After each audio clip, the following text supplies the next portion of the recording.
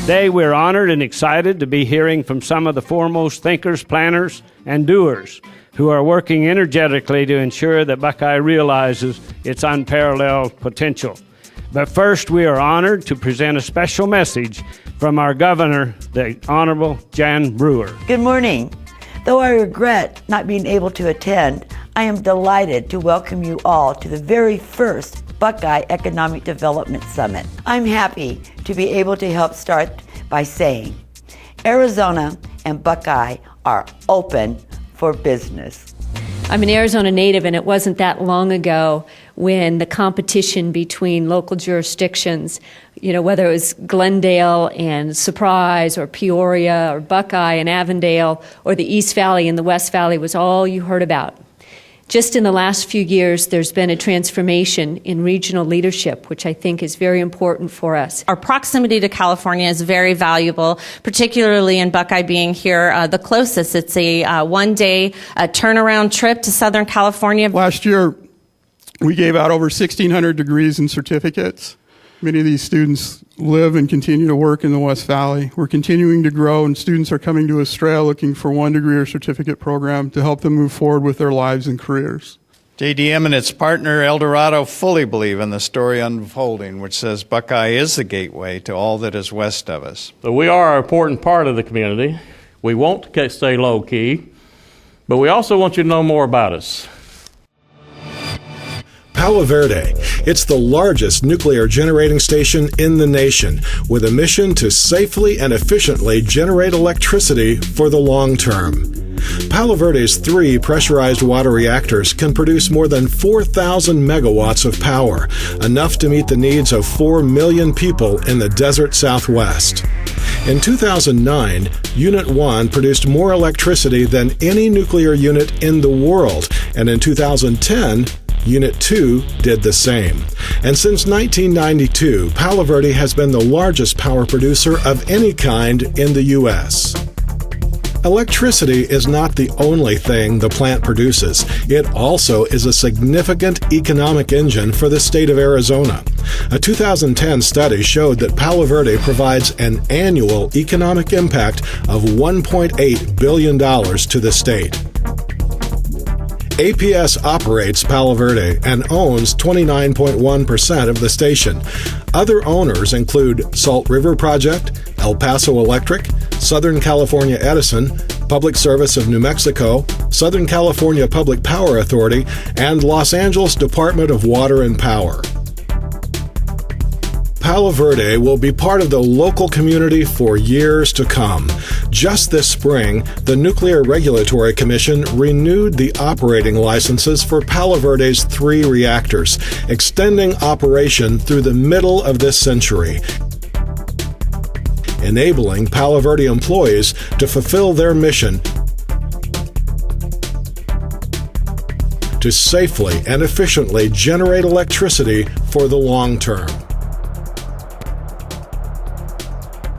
This was an excellent event, and I'm very, very pleased to have a partnership with Palo Verde Nuclear Generating Station. Randy and staff were exceptional in being able to work with this today. I look forward to doing this every year. I think within the next 1.5 to 2 years, you're going to see some of the things that were discussed today by panelists. You're going to see that happen, and I want Palo Verde Nuclear to be a part of that. They are partners. Hopefully there'll be a lot more development coming. We already know that a lot of plans are coming across our desks as council persons.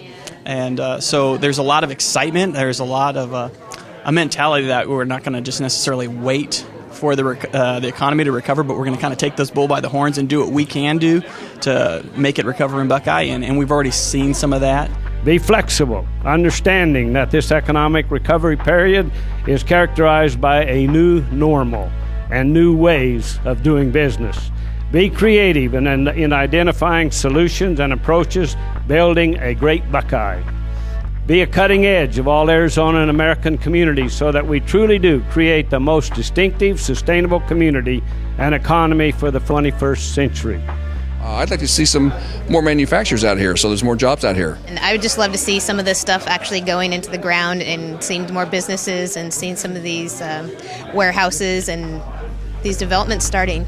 10 years ago, we had 17 million jobs in manufacturing. Now we only have 12 in the United States. It's going up. It's always nice to see a regional group come together. So Buckeye was the lead, but there was people from all over the West Valley talking about the importance of community and growth. It's just fantastic. It's really important that we work together, and I think today's event really is indicative of that need. We are part of a larger region, the Greater Phoenix region, and the state of Arizona, and really our success is dependent upon the success that they have in those areas. Buckeye is just part of the region. We'd like to see the entire region grow, as it should. I mean, the West Valley is where the growth is going to come. We want to see things grow. That's where West Valley is going to have to be. Buckeye will capture a significant portion of the high value added jobs and significant private capital investment that will emerge in the next several decades. Even though our state is in the early stages of economic recovery, Buckeye has and continues to experience very high levels of interest from high quality, prospective new employers representing a broad range of high growth sectors for the 21st century economy. Founded in 1888, the town of Buckeye is nestled outside of West Phoenix.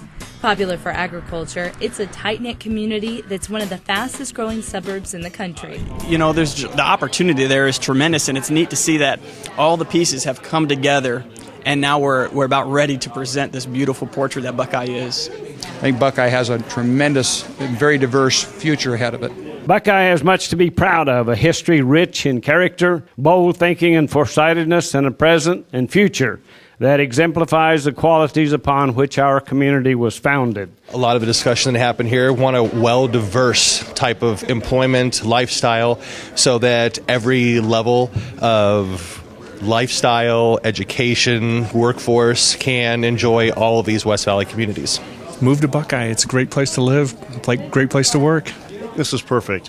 You know, this is just the birth of Buckeye. And from here, it just grows and gets better. We are the center of where all the growth is going to be.